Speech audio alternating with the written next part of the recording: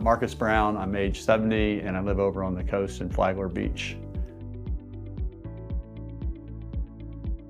My rate of urination was slowing down quite a bit, and then unbeknownst to me, really, I had, had a little bit of stricture after the TURP, and he tried to open that up, and then after that, I had one of those afternoons where it's time to go pee, and there ain't nothing happening, and I ended up in the ER over in Ormond Beach, and with my wife and probably about the ER doc and about 4 other nurses trying to figure out trying to get a cath in, and they couldn't get a cath in because of the stricture. And at that point, it was kind of unknown to me, how severe or non-severe the strictures were or whatever.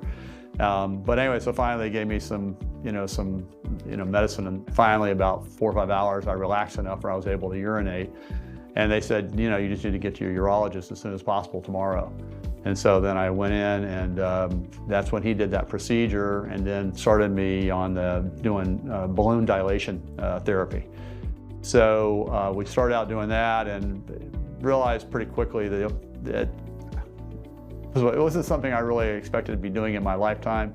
So I started doing the balloon dilation myself at home, and I did it for roughly 90 days. Something like 90 days. I did it on a daily basis. Every day I had to do a session. I had to, because they thought there were 2 strictures. They thought there was one high and one low, and so they had me basically insert the balloon, basically go in about halfway with it. Okay, then pump it up. Okay, and then basically lay there for 15, 20 minutes, whatever, with it, and then I had to deflate it and then push it on up the rest of the way. And then same process, and then do 15, 20 minutes or whatever, and then pull it all out. Initially, it was not comfortable at all, to say the least. It was like an afternoon event, So in the afternoon after my nap, I'd wake up, I'd get a shower, and then I'd go in there and do my thing for in total probably would take me close to probably about 45 minutes, something like that, for total turnaround and clean out all the equipment and all that kind of stuff. So yeah, it was a big inconvenience. My wife happened to run across the Optilume process from some doctor or something or other in South Florida. And she kind of yelled out at me, but I found this thing, we might want to look into it or whatever.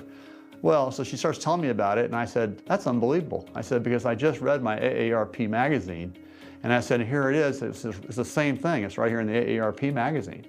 And so it was like, boom, it's like, this is, we got to explore this or check this out or whatever. So after reading about it, understanding it and how it worked and all, I was actually under the misunderstanding, or I should say, or I said to him, so, because he's going through the process a little bit with me, and I said, can you slow down a little bit? Because this is kind of a lot for me to absorb. I said, because I thought I was going to have to do it.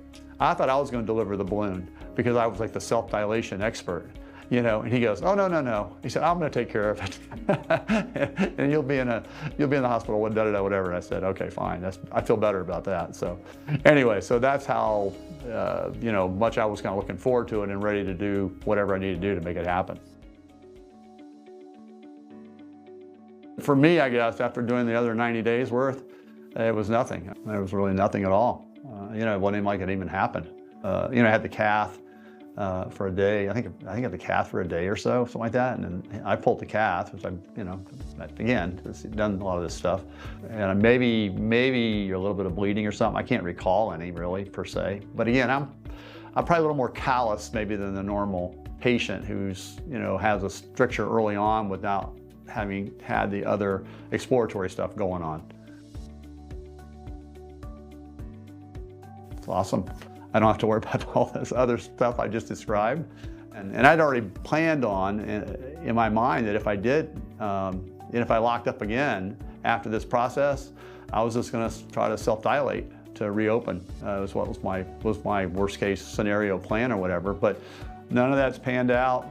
The biggest thing for me is that I am essentially 100% voiding.